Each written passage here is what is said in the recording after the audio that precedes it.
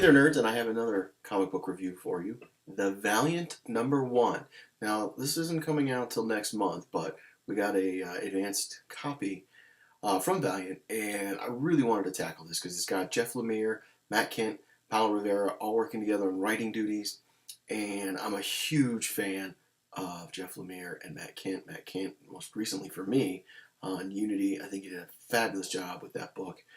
Jeff Lemire, his run on Animal Man with DC was fantastic, and obviously he's done other things. But Animal Man wasn't really a guy I cared about, but how he wrote him, I thought was fantastic, and it really got me on just Jeff Lemire bandwagon. Plus, we did a fantastic interview with him that you can check out on Nerd Locker, and he did a nice little drawing of I think it was Animal Man in one of the books that I had him sign. So that was really cool too. Anywho, back to the Valiant.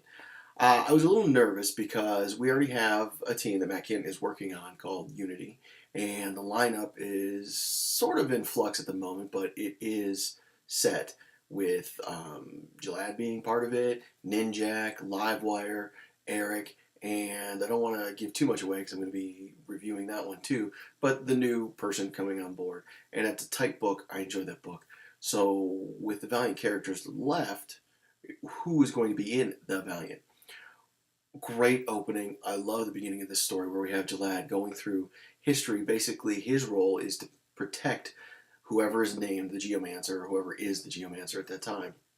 And unfortunately for him, we just see constant failure.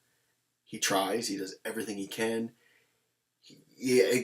Basically, ultimate evil wins out every time and taunts him and teases him. And Gilad knows he's got to do better, he's got to get there. Ultimate Evil knows, no, you're not going to win this time. And the last one, it's heartbreaking, but it's fantastic. Yeah, he promises a little boy, there's nothing's going to happen to you. I know, I've learned my lesson. And this is back, Egyptian times, through times, medieval times. This little boy, nothing's going to happen to you. I've learned my lesson. I've got your dad's tribe's best men. I have every best man hunter I could find. And he still loses. And it's just heart-wrenching to see it. So, present day, Kay, who we met through the pages of Archer and Armstrong, is the next Geomancer. And we know Gilad's going to have to protect her. And he's already trying to put this team together. And this is just great back and forth with Kay. And one of my favorite characters, Armstrong, who's Gilad's brother, just discussing sort of, he's giving her counseling advice, yet at the same time he's drinking and drunk as he usually is. So I thought that was a great dynamic between Kay and Armstrong. But we get more of the team and who's going to be on the team and who's necessary to be on the team. And my fear was we'd have too much crossover, almost like Wolverine too popular. He's on every X-Men team. I don't think we run into that. I think it's cool the way they do it. The characters that are in there, specifically the one who isn't on Unity, who I always want to see more, Bloodshot, fantastic, great.